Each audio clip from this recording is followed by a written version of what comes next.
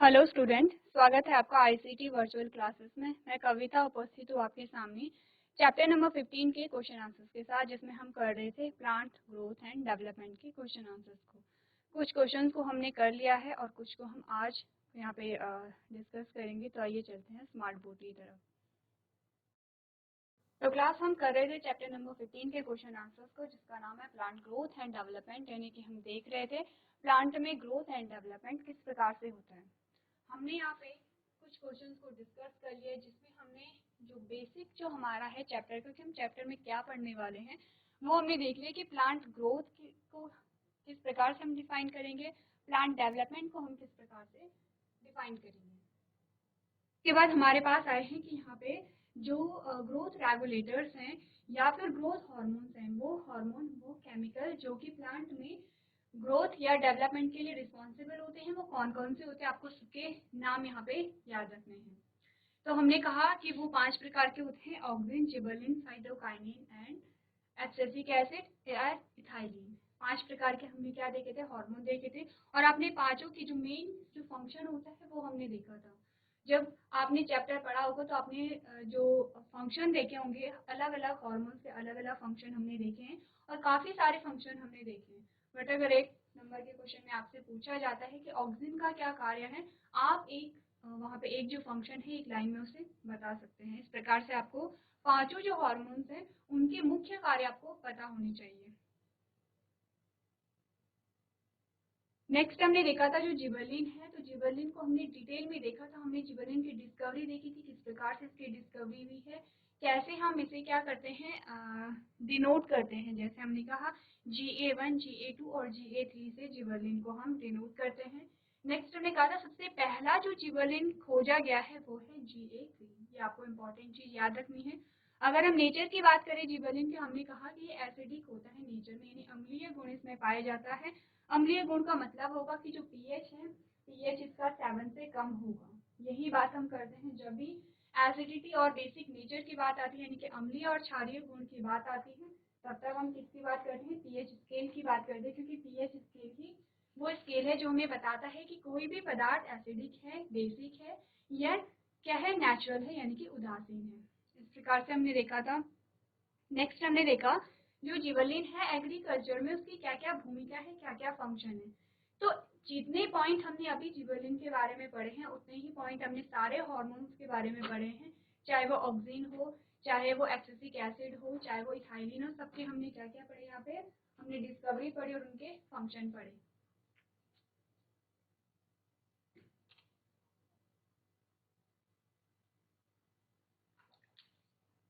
चलिए नेक्स्ट हमारे पास टॉपिक आया था फोटोपिरियोडिज्म किसे कहते हैं, और नेक्स्ट आया था वर्नेलाइजेशन यानी कि वसंतीकरण।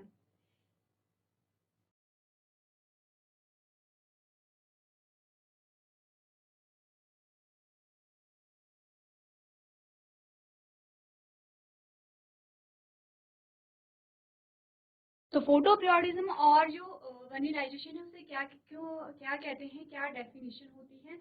हमने कहा था कि फोटोपिरियोडिज्म जैसे नाम ही इंडिकेट कर रहा है, दो शब्दों से मिलकर बना है फोटो प्लस पिरियोडिज्म, यानी कि यहाँ प्रकाश की अवधि से कुछ संबंध होगा।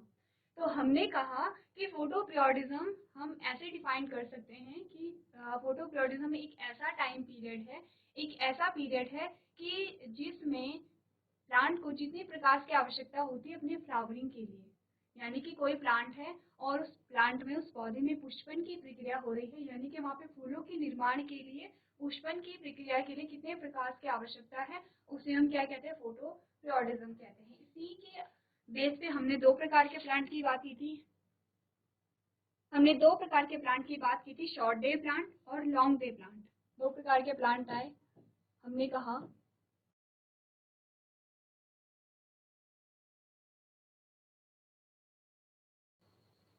शॉर्ट डे प्लांट हो गया एक, सेकेंड हमने कहा long day plant.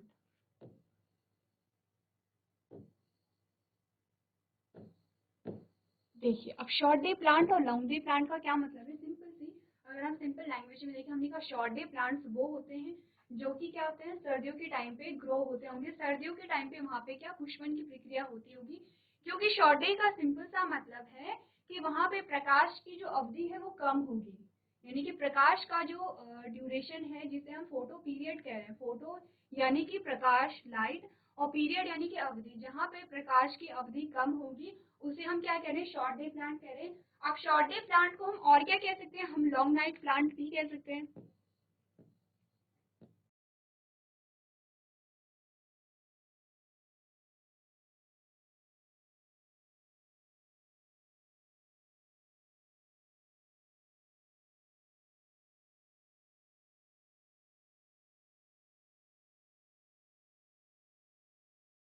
Short day plant को हमने लॉन्ग नाइट प्लांट कहा, क्यों? क्योंकि हमने कहा कि अगर दिन शॉर्ट है यानी कि प्रकाश की अवधि कम है, और लॉन्ग नाइट का मतलब है कि वहाँ पे क्या है, वहाँ पे अगर लाइट का पीरियड कम होगा, सर्दियों के टाइम की हम बात कर रहे हैं, हमने कहा दिन छोटे हैं, वहाँ पे प्रकाश की अवधि कम है, प्रकाश की अवधि का सिंपल सा मतलब है कि वहाँ पे क्या होगी, जो रात होगी वो लंबी होगी, इसीलिए हम इसे लॉन्ग नाइट प्लांट भी कह रहे हैं।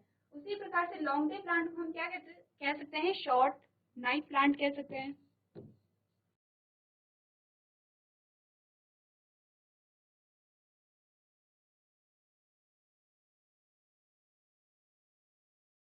शॉर्ट नाइट नाइट प्लांट का क्या मतलब है कि अगर दिन लंबा है और वहाँ पे रात क्या है, छोटी है। इस प्रकार से हमने क्या कहा, दो प्रकार के प्लांट हमारे पास आते हैं, शॉर्ट डे प्लांट और लॉन्ग डे प्लांट। किसकी बेसिस पे हम देख रहे हैं, हमने कहा प्रकाश की अवधि किस प्रकार है, और प्रकाश की अवधि किसके लिए देख रहे हैं, हम कह रहे हैं किसी प्लांट में, किसी पौधे में पुष्पन की प्रक्रिया हो रही है, और उस पुष्पन की प्रक्रिया के लिए प्रकाश की कितनी मात्रा की आवश्यकता है, उसी के बेसिस पे, उसी के आधार पर हमने दो प्रकार के प्लांट देखे। जिन प्लांट को प्रकाश की कम आवश्यकता थी उसे हमने कहा शॉर्ट डे प्लांट या फिर लॉन्ग नाइट प्लांट, और जिन पौधों को प्रकाश की अधिक आवश्यकता थी उन्हें हमने कहा लॉन्ग डे प्लांट और शॉर्ट नाइट प्लांट। अब देखिए हम क्या कह सकते हैं, हमने कहा कि किसी भी प्लांट में, किसी भी पौधे में पुष्पन के लिए एक क्रिटिकल डे लेंथ होती है। हमने कहा, हम बात करते हैं अगर लॉन्ग डे प्लांट के बारे में हम बात करते हैं, हम बात कर रहे हैं लॉन्ग डे प्लांट के बारे में, और हमने कहा क्रिटिकल डे लेंथ क्या है यहाँ पे,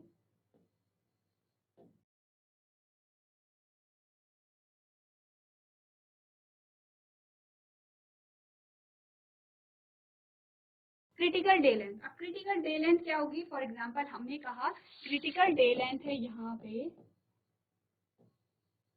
12 आवर यानी कि 12 घंटे।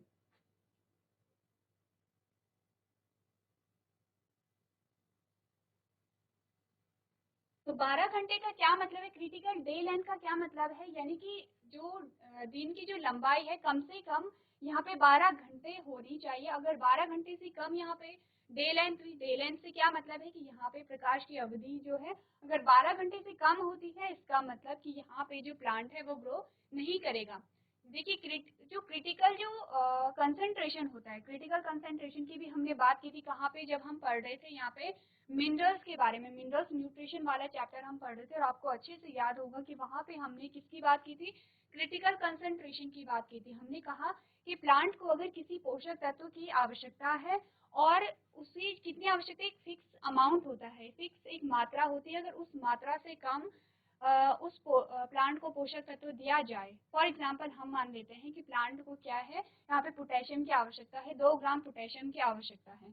अगर प्लांट को 2 ग्राम से कम दिया जाता है तो जो प्लांट है उसमें क्या है, नकारात्मक प्रभाव देखने को मिलते हैं और पोटेशियम की कमी वहाँ पे आ जाती है। इसका मतलब वो 2 ग्राम क्या है, क्रिटिकल कंसंट्रेशन है, यानी कि वो मात्रा जिससे कम होने पर जो पौधा है, जो प्लांट है, उसमें पोटेशियम की कमी हमें दिखाई देती है, उस मात्रा को हम क्रिटिकल कंसंट्रेशन वहाँ पे कह रहे थे। वैसे ही यहाँ पे क्रिटिकल डे लेंथ 12 घंटे है, यानी कि 12 घंटे से कम अगर यहाँ पे इस पौधे को लाइट मिली, कम प्रकाश मिला, तो यहाँ पे क्या है, प्लांट ग्रो नहीं करेगा। और अगर इसका मतलब सीधा सीधा मतलब ये है कि जो डे लेंथ है वो 12 घंटे से ज़्यादा होनी चाहिए, या फिर हम क्या कह सकते हैं, हम कह सकते हैं कि यहाँ पे जो रात है वो क्या होनी चाहिए, या तो 12 घंटे से कम होनी चाहिए, यही बात हम कर रहे हैं। यानी कि हम क्या करेंगे यहाँ पे,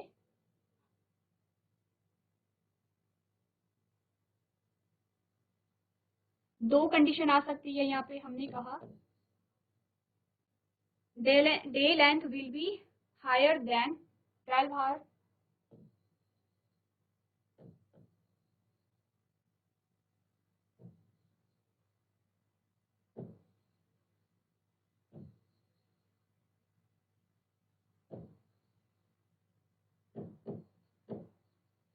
या तो ये कंडीशन हो या फिर यहाँ पे जो सेकंड कंडीशन क्या होनी चाहिए, हमने कहा कि नाइट शॉर्टर देन 12 आवर।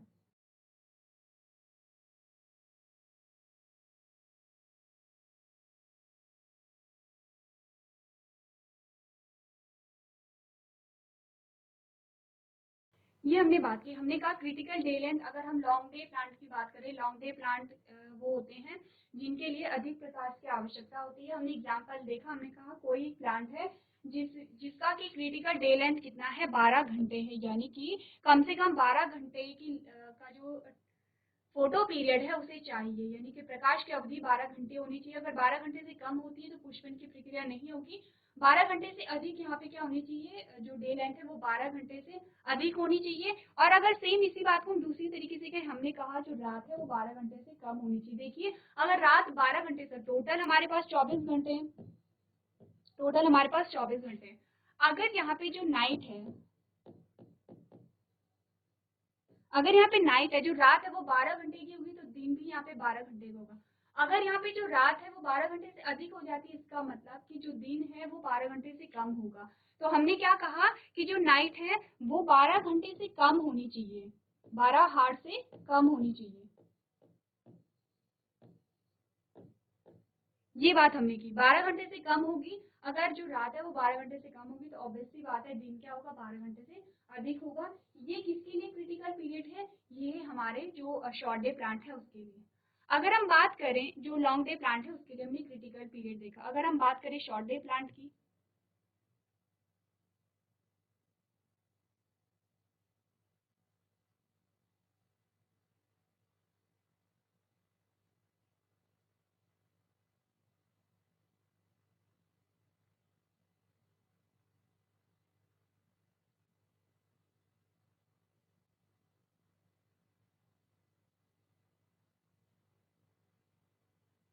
हमने कहा जो शॉर्ट डे प्लांट के लिए जो क्रिटिकल डे लेंथ है,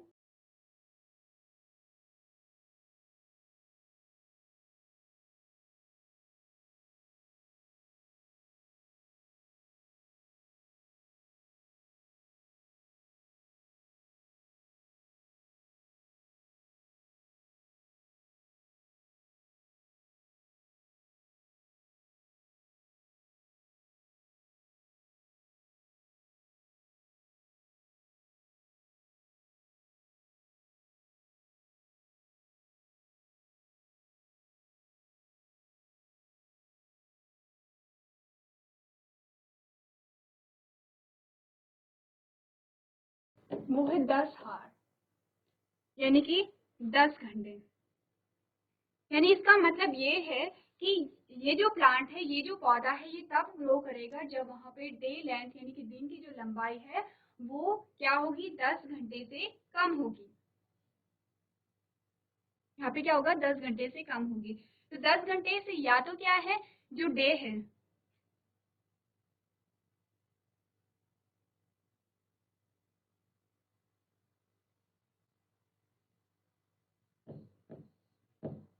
जो दिन है वो 10 घंटे से कम हो।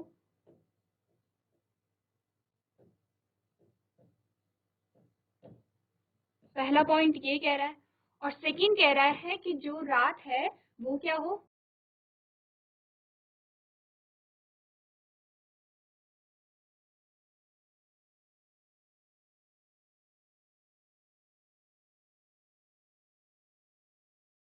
अधिक हो।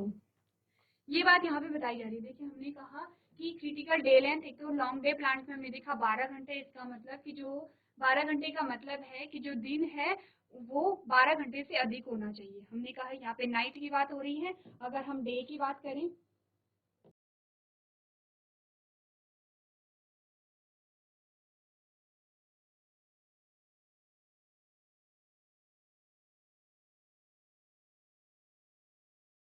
देखिए ये सब हम पढ़ रहे हैं फोटो पीरियोडिज्म में। फोटो पीरियोडिज्म क्या होता है वही हम देख रहे हैं। तो हमने कहा कि दो प्रकार के प्लांट है, short day plant, long day plant. Short day plant के हमने क्रिटिकल डे लेंथ की बात कर ली है। क्या होते हैं क्रिटिकल डे लेंथ, हमने कहा कि शॉर्ट डे प्लांट में क्रिटिकल डे लेंथ है 10 घंटे, यानी कि ये प्लांट इन प्लांट में पुष्पन की प्रक्रिया तब होगी या ग्रोथ तब होगी जब यहाँ पे प्रकाश की अवधि 10 घंटे से कम होगी या यहाँ पे जो रात है वो 14 घंटे से अधिक होगी। अब देखिए अगर रात 14 घंटे से कम होगी तो इसका मतलब है क्रिटिकल डे लेंथ 10 घंटे से ज्यादा होगा। आपको क्लियर रखना है यहाँ पे शॉर्ट डे प्लांट में कम प्रकाश की आवश्यकता है, इसलिए क्रिटिकल पीरियड क्या होगा, यानी कि हमने कहा क्रिटिकल पीरियड 10 घंटे होगा। 10 घंटे से अगर ज़्यादा प्रकाश की मात्रा इन्हें मिल गई है तो यहाँ पे जो प्लांट है वो ग्रो नहीं करेगा। वहीं लॉन्ग डे प्लांट हमने कहा अगर 12 घंटे से कम इन्हें क्या मिला, प्रकाश मिला, तो यहाँ पे क्या होगी, जो प्लांट है प्लांट की जो ग्रोथ है वो नहीं होगी। तो दोनों में आपको अंतर यहाँ पे स्पष्ट करना है।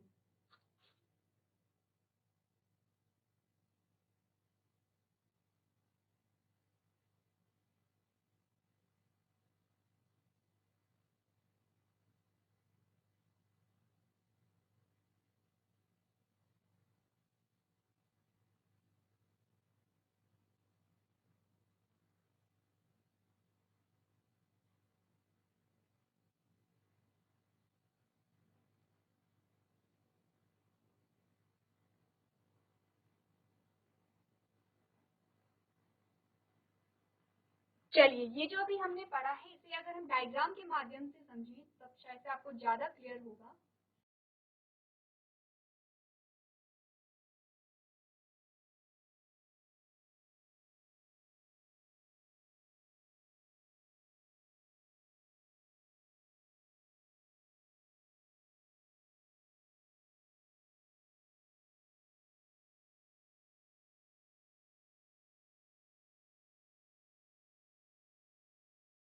देखिए दो प्लांट हमारे पास है। सबसे पहले हमारे पास जो प्लांट आता है,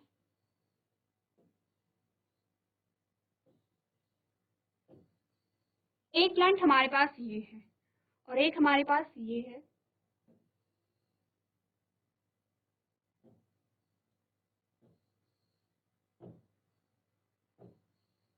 ये है, देखिए अब हमने कहा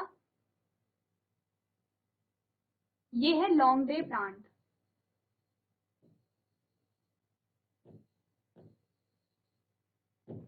और ये वाला है शॉर्ट डे प्लांट।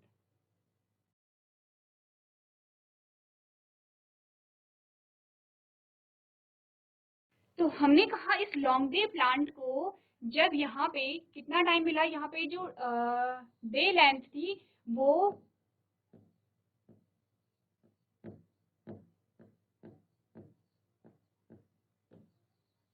अब 12 घंटे का मतलब ये नहीं है कि सारे ही प्लांट को 12 घंटे की आवश्यकता होगी। हम एक एग्जांपल यहाँ पे देख रहे हैं क्रिटिकल डे लेंथ का। हमने कहा कि इस प्लांट को कितनी आवश्यकता थी, क्रिटिकल डे लेंथ इसके लिए क्या थी हमारे लिए, हमने कहा 12 घंटे, यानी 12 घंटे से अधिक अगर यहाँ पे इसे प्रकाश मिलेगा तभी यहाँ पे पुष्पन की प्रक्रिया होगी। तो हमने क्या देखा,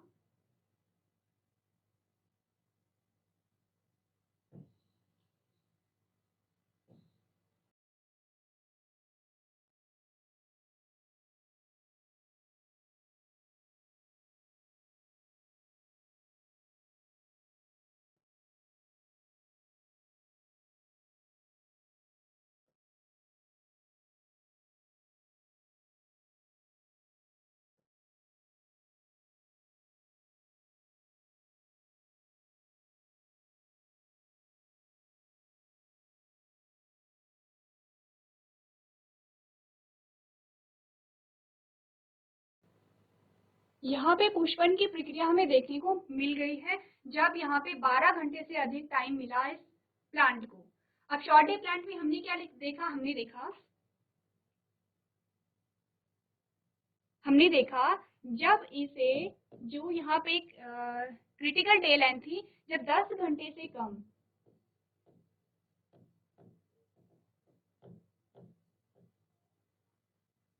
प्रकाश अवधि लिख देते हैं ताकि आपको पूरा क्लियर हो जाए कि यहाँ पे 10 घंटे से कम या 12 घंटे से अधिक है। हमने कहा प्रकाश अवधि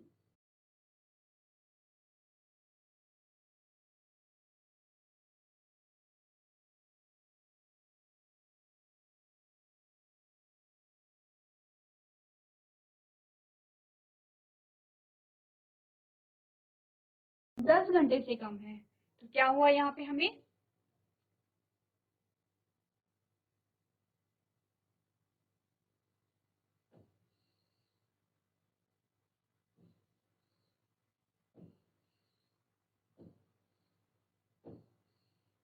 यहाँ पे हमें पुष्पन की प्रक्रिया देखने को मिली।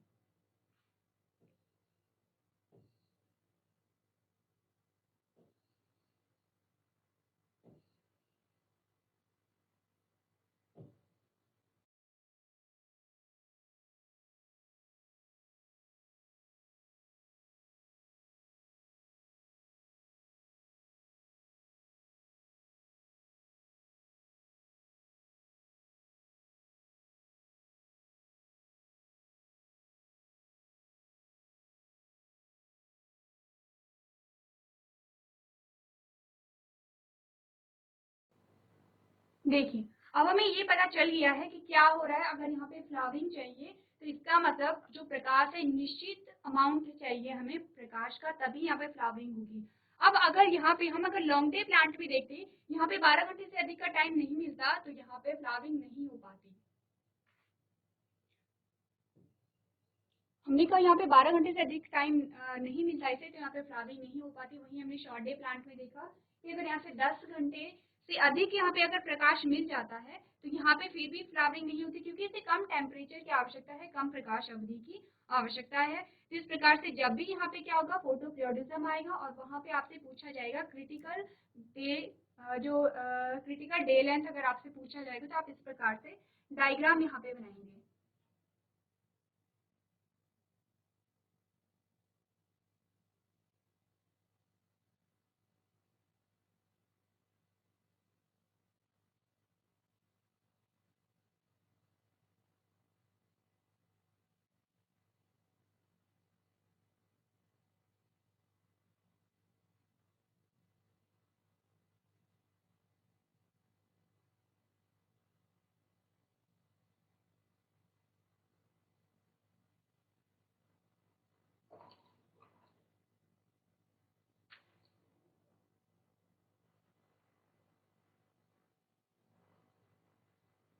चलिए, तो यहाँ तक की बात हमने कर ली है। हमने देख लिया है कि जो फोटो पीरियोडिज्म होता है वो क्या होता है। इसके बाद हमारे पास जो नेक्स्ट क्वेश्चन आता है उसमें हमसे पूछा गया है why is abscisic acid also known as stress hormone, यानी कि जो एब्सिसिक एसिड है उसे हम तनाव हार्मोन क्यों कहते हैं। तो आप पढ़ेंगे, abscisic acid is responsible for stimulating the closures of stomata in the epidermis and raise the tolerance of a plant to different types of stress, यानी कि एब्सिसिक एसिड एपिडर्मिस में रंध्रों के क्लोज होने को उत्तेजित करने के लिए जिम्मेदार होता है और विभिन्न प्रकार के तनाव के लिए पौधे की सहनशीलता को बढ़ाता है। तो यानी कि यहाँ पे सबसे पहला हमने देखा जो एब्सिसिक एसिड है वो स्टोमेटा के क्लोजर के लिए रिस्पॉन्सिबल है, यानी कि स्टोमेटा के बंद होने के लिए रिस्पॉन्सिबल है और पौधे की सहनशीलता को बढ़ाता है, पौधे की टॉलरेंस को बढ़ाता है। किसी भी चीज के लिए, किसी भी बाहरी कारक के प्रति पौधे की सहनशीलता को बढ़ाएगा, टॉलरेंस को बढ़ाता है। इसीलिए हम इसे क्या कहते हैं, इसे हम स्ट्रेस हार्मोन कहते हैं।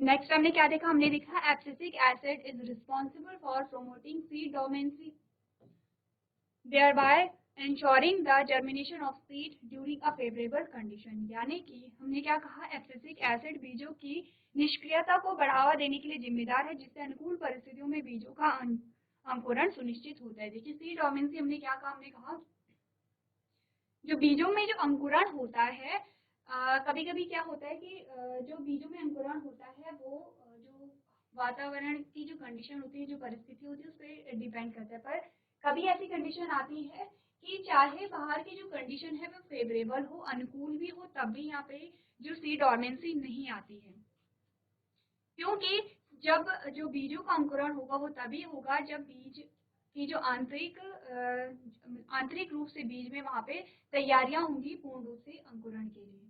यहाँ तक की बात क्लियर है।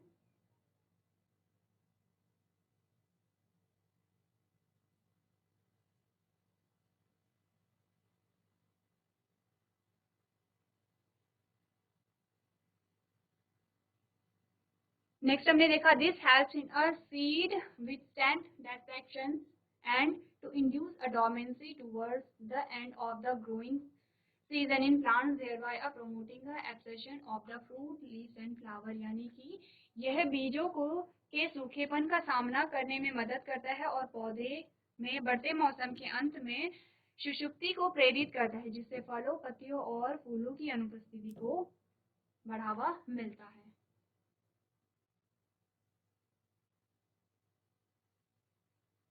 तो ये हमने देखा कि क्यों हम एक्सेसिक एसिड को क्या कहते हैं, यहाँ पे स्ट्रेस हार्मोन कहते हैं।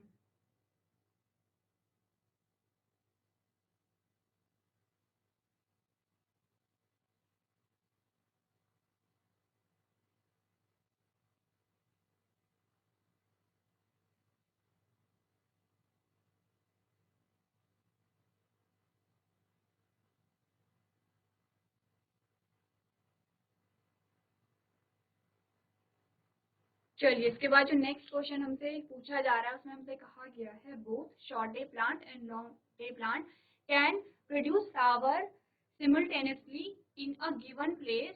एग्जाम्पल, यानी कि कोई एक गिवन प्लेस है, कोई एक एरिया हमें दिया गया है और वहाँ पे शॉर्ट डे प्लांट और लॉन्ग डे प्लांट दोनों ही वहाँ पे क्या कर पा रहे हैं, जो ग्रो कर पा रहे हैं या फिर उनमें पुष्पन की प्रक्रिया हो पा रही है। ऐसा कैसे हो सकता है, एक्सप्लेन हमने करना है। हमने कहा in a few plants flowering depends on a relative duration of a dark and light period. देखिए हमने क्या, यही हमने पढ़ा था कि कुछ ऐसे प्लांट होते हैं कि जिन्हें एक निश्चित अवधि, एक निश्चित मात्रा चाहिए होती है प्रकाश की, जिसमें हमने अभी देखा था, हम उसी के बेसिस पे हमने क्रिटिकल डे लेंथ भी देखा था। तो ये बात क्लियर है। हमने नेक्स्ट हमने क्या देखा, हमने कहा both long day plant and short day plants can flower at the same place with the condition being that they are supplied with a sufficient photoperiodism।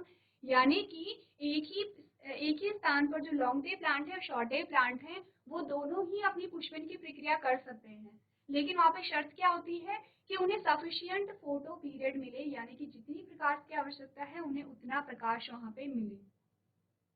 यही सेम चीज अभी हमने पढ़ी थी। हमने कहा था कि यहाँ पे जब हमने देखा हमने कहा कि ये जो दोनों ही प्लांट है, लॉन्ग डे प्लांट और शॉर्ट डे प्लांट, ये एक ही जगह पे क्या हो सकते हैं, एक ही जगह पे इनकी पुष्पन की प्रक्रिया हो सकती है। डिपेंड करता है कि यहाँ पे हमने कहा डिपेंड करता है कि यहाँ पे जो इन्हें लाइट मिल रही है वो कितनी है, तभी यहाँ पे क्या होगा, उसी हिसाब से यहाँ पे क्या होगा, फ्लावरिंग होगा। यानी कि उसी टाइम, उसी रीजन में, उसी स्थान पे जो प्रकाश की अवधि है उसमें भी चेंजेस आते हैं, जिसको हम क्या कह रहे हैं, हमने कहा समर और विंटर आ रहे हैं। तो समर और विंटर में बेसिकली होता क्या है कि जो फोटो पीरियड है यानी कि प्रकाश की अवधि है उसमें चेंजेस आ रहे हैं, और अगर फोटो की अवधि, फोटो पीरियड में चेंजेस आ रहे हैं तो इसका मतलब है टेम्परेचर में भी वहाँ पे चेंजेस आ रहे हैं। तो इसीलिए कहा जाता है कि उसी रीजन पे दो अलग अलग प्लांट, जो शॉर्ट डे प्लांट है और जो लॉन्ग डे प्लांट है, उनमें फ्लावरिंग हो सकती है, लेकिन क्या होना चाहिए, वहाँ पे जितनी प्रकाश की उन्हें आवश्यकता है उतना प्रकाश उन्हें वहाँ पे मिलना चाहिए। तो ये हो सकता है। तो इससे हमें क्या पता चला, हमने कहा कि अलग अलग सीजन पे यहाँ पे अलग अलग प्रकार के जो फ्लावर है उनमें पुष्पन की प्रक्रिया हो सकती है।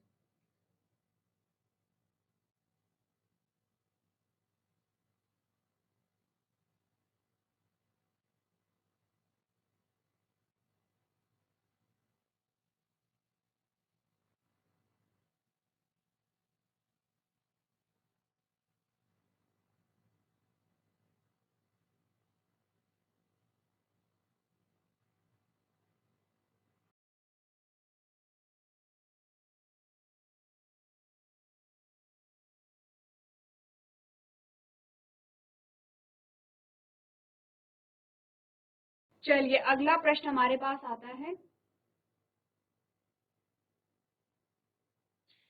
Which one of the plant growth regulators would you use if you were asked to? यानी हमारे पास कुछ ऐसी कंडीशन दी गई है और हमें बताना है कि इन कंडीशंस में हम कौन से ग्रोथ रेगुलेटर्स या फिर कौन से ग्रोथ हार्मोन का यूज करेंगे। सबसे पहला है इंड्यूस रूटिंग इन ट्विन, पहली बात ये है। सेकंड आता है क्विकली रिपन अ फ्रूट, यानी कि हमें जल्दी से किसी फ्रूट को पकाने के लिए यहाँ पे क्या यूज करना चाहिए।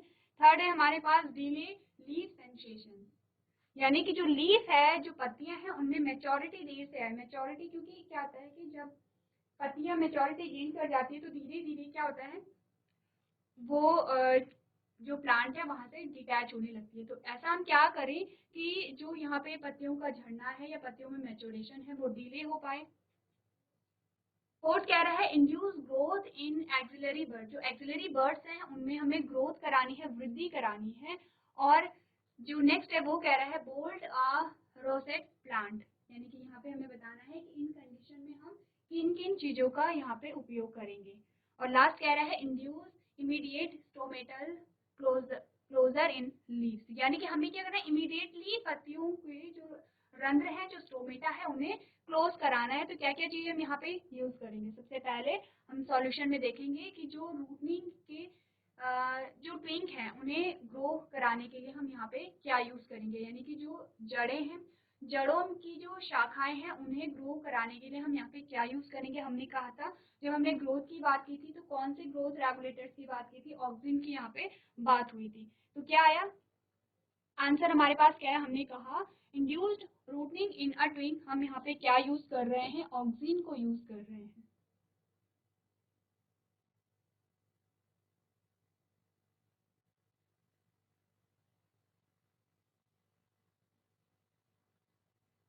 चलिए नेक्स्ट हमारे पास आता है B, quickly ripen a fruit, यानी किसी फ्रूट को हमें पकाना है तो हम कौन से ग्रोथ रेगुलेटर का यूज करेंगे। तो जब यहाँ पे फ्रूट को पकाने की बात आ रही थी तो हमने इथाइलिन की बात की थी। सेकंड हमारे पास क्या आएगा, क्विकली रिपन अ फ्रूट, वहां पे क्या आएगा, इथाइलिन का हम यहाँ पे यूज कर रहे हैं।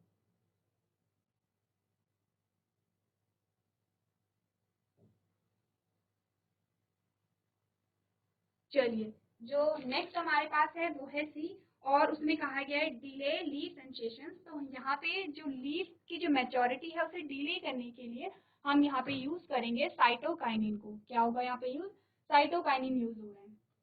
जी हमारे पास आता है induced growth in axillary bud. Axillary bud में अगर हमें ग्रोथ को इंड्यूस कराना है तो फिर से हम यहाँ पे क्या यूज कर रहे हैं, साइटोकाइनिन, क्योंकि साइटोकाइनिन किसके लिए रिस्पॉन्सिबल होता है, सेल डिवीजन के लिए रिस्पॉन्सिबल होता है। चलिए नेक्स्ट हमने यहाँ पे कहा बोल्ड अ रोसेट प्लांट, तो आंसर हमारा क्या आएगा, यहाँ पे जिबरलिन्स का हम यहाँ पे यूज करेंगे। और लास्ट जो हमारे पास आता है induce immediate stomatal closures in leaves. तो एब्सिसिक एसिड का हमने नाम देखा था, हमने कहा था जो एब्सिसिक एसिड है वो इमीडिएट क्लोजर ऑफ स्टोमेटा, यानी कि क्या करता है, जो स्टोमेटा की जो क्लोजिंग है उसके लिए रिस्पॉन्सिबल होता है। तो इस प्रकार से आपने यहाँ पे क्या देखा, जो ग्रोथ रेगुलेटर्स हमारे पास आ रहे हैं उनके फंक्शन आपने देखे। तो इस प्रकार से क्वेश्चन आपके पास आएंगे और आपको सारे जो यहाँ पे ग्रोथ रेगुलेटर्स हैं उनके सारे जैसे डिस्कवरी हो गया है, उनकी फिजियोलॉजी हो गई है, उनके फंक्शन हो गए हैं, सारे आपको याद करने हैं।